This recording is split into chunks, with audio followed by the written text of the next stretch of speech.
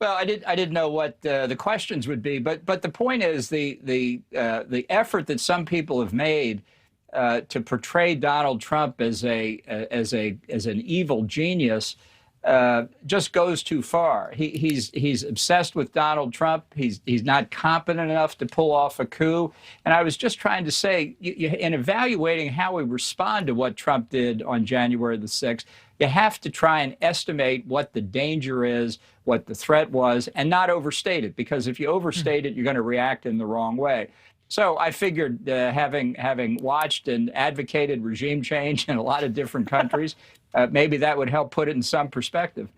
It did. The knowledge of watching someone say, well, I've planned coups, as a matter of fact, not here. But you think about U.S. coups around the world, Iran, Guatemala, South Vietnam, Chile that were led. Obviously, there was a attempt at regime change in Venezuela. There were other attempts at regime change that didn't work.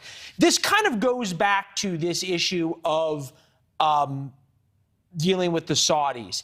Is there a lack of seriousness and understanding by the American media of what really goes in to the dirtiness and the necessary dirtiness of American foreign policy?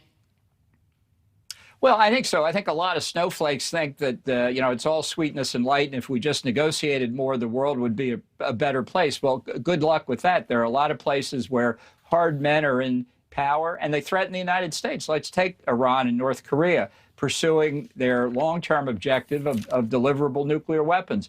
To stop them from getting that capability, to threaten our homeland, our innocent civilians, to stop them from threatening our allies, to stop them from selling that technology or nuclear weapons to terrorists or other rogue states, is a coup d'etat to overthrow those regimes something we should be considering and planning for? Yes, indeed, to protect America and its allies.